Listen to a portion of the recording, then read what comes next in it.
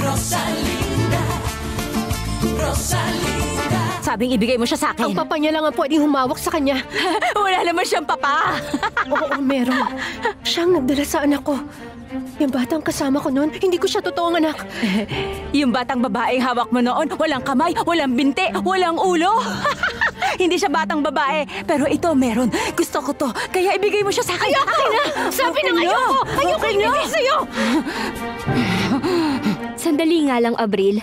Anong plano mo? Sasabihin mo ba kay Senyora Valeria ang tungkol sa sinabi ng lola mo sa'yo? Hindi, Alzira. At nakikiusap ako, wag mong sasabihin to kahit kanino. Wala dapat makaalam na ako ang anak niya. Kumusta kayong dalawa?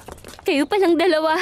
Nakakagulat naman kayo. Bakit bumalik ka, Beto? Di ba may usapan na tayo magkikita sa linggo? Gusto makita ng kaibigan ko si Alzira at gusto rin kita makita. Kaya nagpunta kami. Maswerteng nakita namin kayo sa kalye. May ginawa lang kami kanina. Tara, maglakad-lakad muna tayong apat kahit saglit. Hindi kami pwede. Pinababalik kami ng maaga ng amo namin.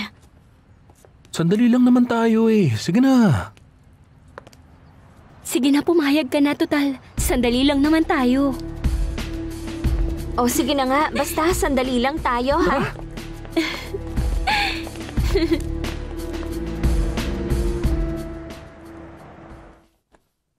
Tingnan mo kung magugustahan mo, tita. Patingin nga. Ang ganda, Lucy. Sobrang nagustuhan ko. Mas lalo kang gumanda. Ah, talaga? Nung una, ayaw mo pang ipaayos sa akin ang buhok mo. Kasi napabayaan ko ang sarili ko na... Na hindi dapat gano'n na mangyari. Marami kang pinagdaanan nun. Na dapat subukan mong buuin muli ang buhay mo. Pwede ka pang maging masaya, Tita Soledad. Ako? Meron pa rin nagmamahal sa'yo. Hindi ko yan iniisip, Lucy. Ang paggaling ni Rosalinda ang tangi kong hinihiling at makabalik sa bahay na to palang araw. Makasama niya si Fernando Jose at ang anak nila. Kung may tunay na saysay man ang buhay ko, yun ay ang makita ko ang anak ko na malusog at masaya ulit. Siyempre naman po mangyayari yun. Gagaling si Rosalinda. Maganda ang mga sinabi kanina ni Fernando Jose sa amin. May tiwala akong gagaling din siya. Sana payagan na siyang makabalik. Marami silang gamit doon para gamutin siya. Pero mas gusto ko siyang nandito sa atin. Mas gagaan ang pakiramdam ko. Sandali, pagbubuksan ko. Sige.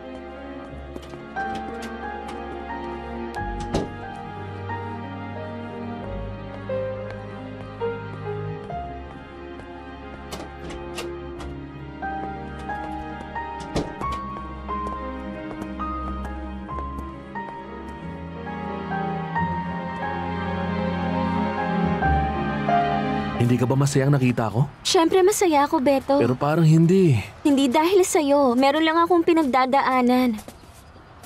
Kapag magkasama tayo, kalimutan mo muna ang mga problema mo. Kaya ng ginagawa ko kapag kasama kita. May mga problema ka? Medyo.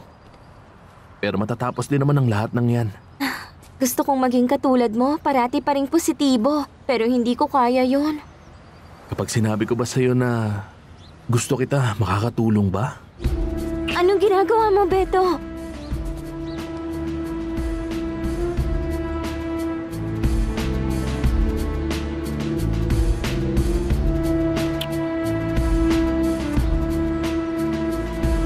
Masaya akong pinapasaya ni Beto si Abril. Mabigat kasi ang pinagdadaanan niya.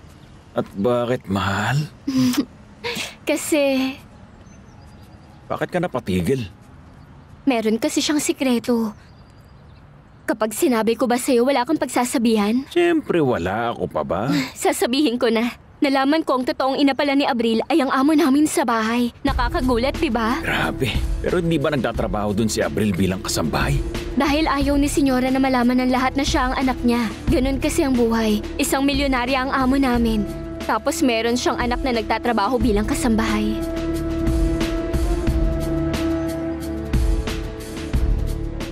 Ano bang ginawa mo? Parang may bago sa'yo. Inayos ni Lucy ang buhok ko. Napakaganda mo ngayon, Soledad. Salamat. Si Fernando Jose nasan? Lumabas siya kanina kasama si Gerardo.